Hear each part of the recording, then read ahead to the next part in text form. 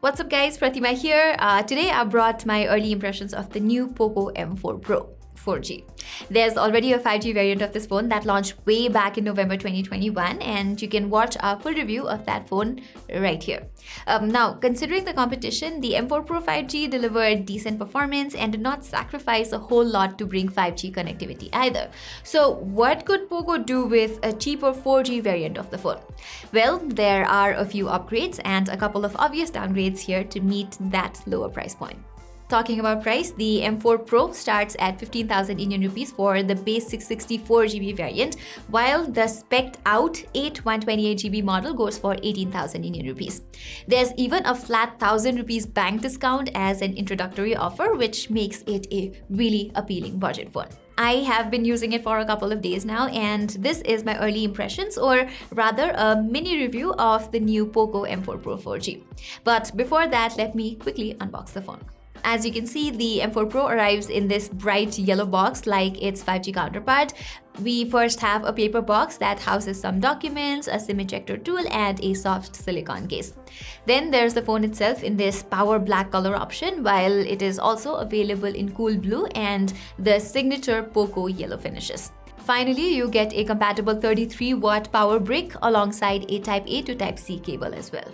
Now, holding the phone in my hands, I am immediately impressed by its design. I mean, yes, Poco could have gone with a matte finish to prevent smudges and dust build up at the back of the phone, but besides that, the M4 Pro's ergonomics is rock solid. I like how these slight curves at the back make handling the phone so easy, whereas it is complemented by flat frames with a matte finish for that modern kick. This all-plastic build quality does not feel cheap, hollow, or any of those things either. At 179.5 grams, Poco says that this is the lightest M-series phone yet, but the M4 Pro still retains excellent heft and weight distribution. Both power and volume rockers are placed on the right frame here, and reaching them with one hand was not much trouble for me. The power button doubles as a fingerprint reader too, and it's quite fast and responsive as you would expect. The M4 Pro is even IP53 certified against dust and splash damage, which is always nice to see on a phone in this price range. Poco has also included an IR blaster, a 3.5mm headphone jack, and stereo speakers, so you're getting the whole package here.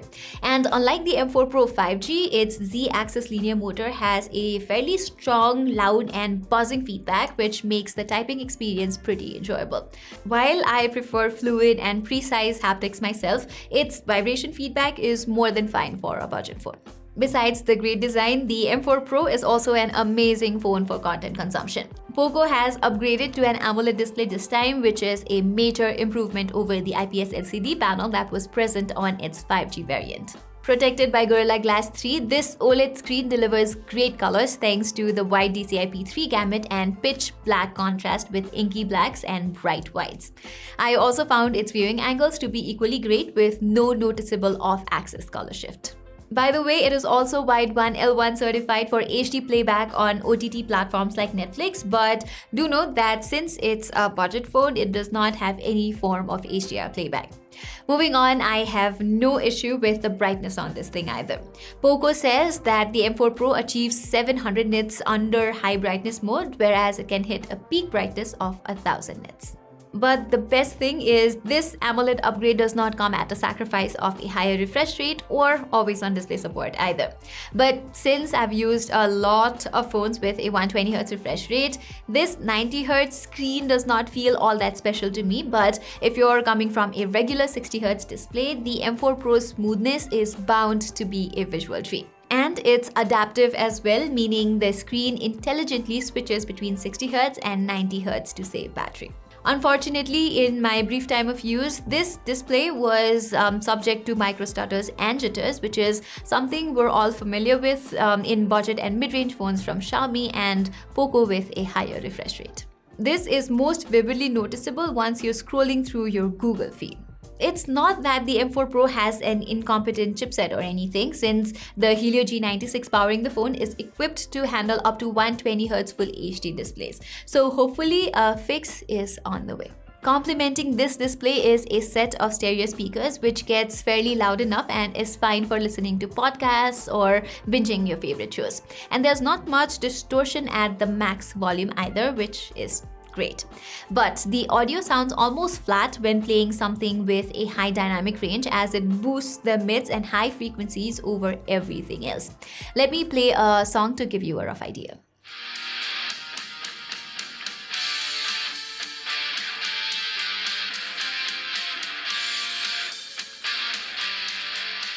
On to the performance side of things, MediaTek Helio G96 handles usual everyday tasks pretty well.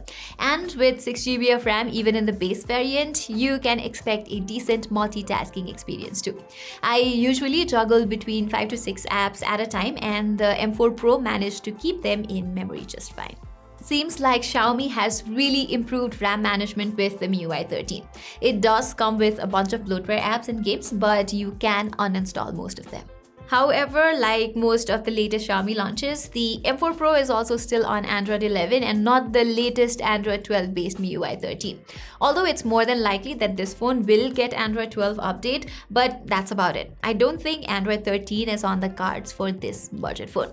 And whatever happened to Poco UI, right? Poco had confirmed its custom UI to arrive by the end of 2021, but we're well into 2022 and it's still a no-show. Regardless, you can enjoy some casual gaming on the M4 Pro. PUBG Mobile maxes out at HD graphics and high frame rates, but I prefer the stable 40 FPS gameplay under smooth graphics and ultra frame rates instead. Relatively less taxing games like Asphalt 9 and Mobile Legends play without any frame drops either. In terms of cameras, the M4 Pro brings a triple camera array at the back consisting of a 64-megapixel primary, an 8-megapixel ultra-wide, and a 2-megapixel macro shooter housed inside this wide camera island. Up front, there's a 16-megapixel selfie camera inside the hole punch cutout. Now, apart from the cameras, the Poco M4 Pro 4G is pretty much identical to the Redmi Note 11S. So if you're conflicted between these two phones, I would suggest going for the M4 Pro because of the cheaper price tag. Plus, the 108-megapixel camera on the Note 11S is not going to make a whole lot of difference for the additional money anyway. Here, the main 64-megapixel shooter actually takes decent photos with a good amount of details and saturation and contrast levels, even though the overall shot comes off little warm. The ultra-wide-angle camera introduces a cooler hue instead, but there's not much detail to talk about here. Portrait photos have acceptable edge detection, but it messes up the subject's skin tone rather horribly. You can notice the unnatural pink tint alongside a hint of beautification on its portrait shots. It's the same with the selfie cameras too. What's worse is that Redmi and Poco phones, especially with MediaTek chipset, have always struggled with maintaining a good skin tone, so I doubt a future update is going to solve this. Low light photos are good enough on the M4 Pro with decent exposure control. With night mode turned on, you can get well-balanced photos with greater highlights, details, and reduced noise as well. In terms of videos, both the front and the back camera is limited to 1080p 30fps recording, exactly like the Poco M4 Pro 5G and the Redmi Note 11S. As you'd expect, the videos are of strictly average quality with slight wobbles. Finally, in the battery department, you're getting the same 5000 mAh cell that supports 33-watt Pro fast charging. Under medium usage, consisting of taking a bunch of photos and videos, streaming Netflix and Twitch, browsing the web alongside some gaming every now and then, I managed to get around 7 hours of screen on time here, so good battery life, if not great. As for charging, the phone can climb from 0 to 100% in a little over an hour.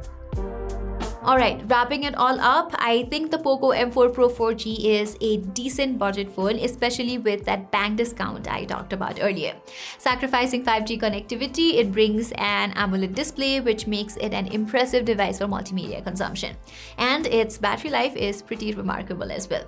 Sure, there are a bunch of rough edges that Poco has got to sort out, like optimizing the cameras, responsiveness of the 90Hz refresh rate, and the Android 12 update thing.